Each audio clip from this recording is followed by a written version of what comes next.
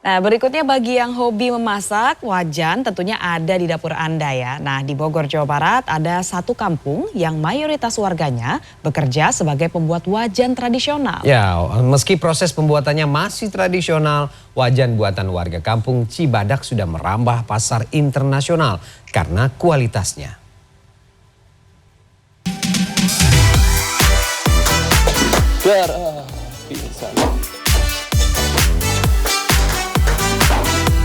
Iya, oke berat.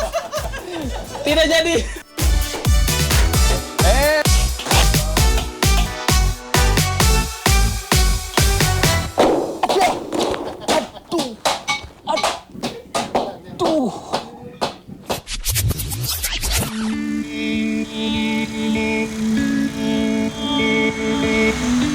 Selain dikenal sebagai kota hujan dan kota seribu angkot, Bogor ternyata juga punya sentra pembuatan wajan tradisional yang sudah tersohor hingga pasar mancanegara.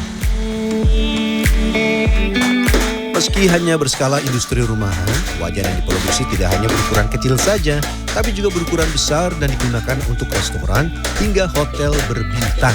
Dan uniknya Kampung Cibadak, Kelurahan Kayu Manis, Tanah Serial, Bogor, Jawa Barat ini lebih dikenal dengan nama Kampung Berisik. Ya, nama ini muncul karena selama puluhan tahun, palu yang beradu dengan plat baja menghasilkan suara memekakan telinga. Ada beberapa bahan yang biasa digunakan oleh produsen panci atau wajan yang satu ini. Mulai dari besi, logam, aluminium, baja, sampai yang paling mahal, stainless steel.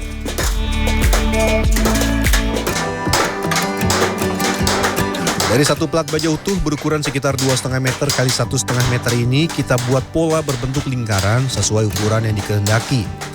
Satu plat baja besar bisa dibuat menjadi 15 wajan berukuran kecil.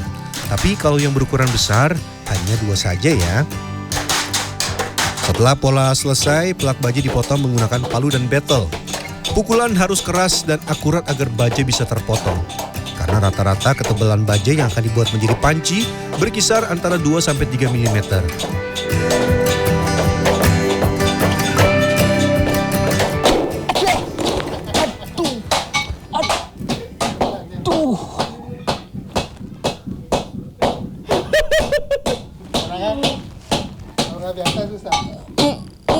Tar kedut. Aduh.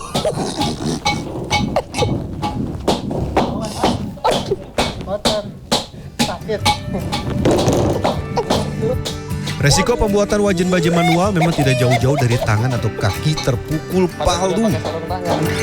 Aduh, ini biru dikit. Biru dikit sih.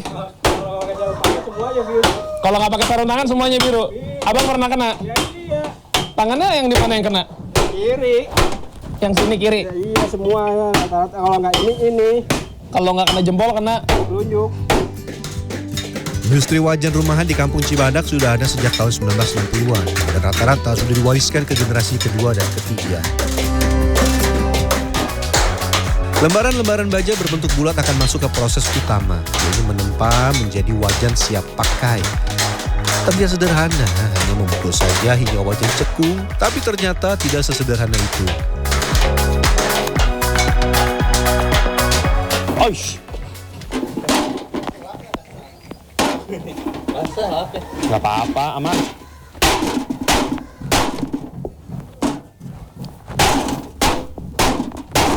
Wah, nggak bisa, harus kenceng ini mas, kuat tenaga ini.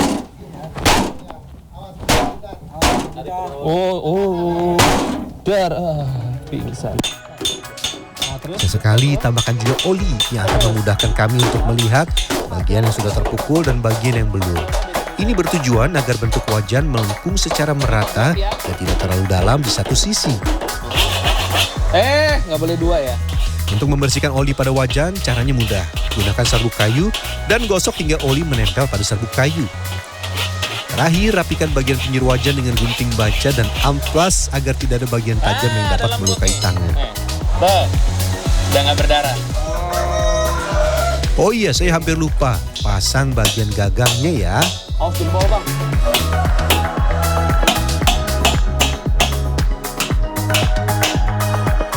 Dan selesai.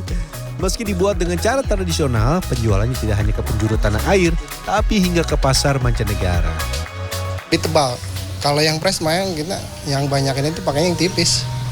Ini lebih tebal. Ukurannya berapa biasanya? Yang mana tuh? Yang press. Yang press paling di bawah 1 mili. Kalau ini kita di atas 1 mili, ada 2 mili.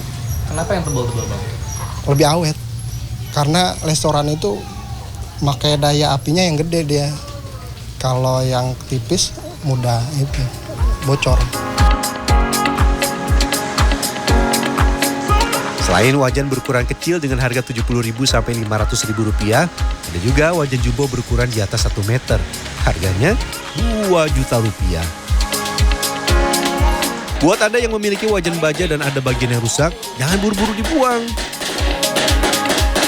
Saya nggak tiap hari ya, nggak seperti kayak nasi goreng gitu ya. Dia mah asal misalkan nggak lama dipakai nih, ya kalau dicuci diminyakin.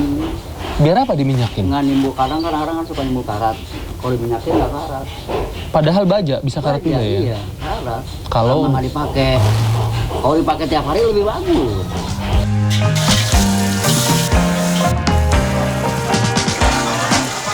Wajan dapat digunakan untuk memasak aneka ragam kuliner, mulai dari memasak nasi goreng, menggoreng ayam, atau sekadar menggoreng telur.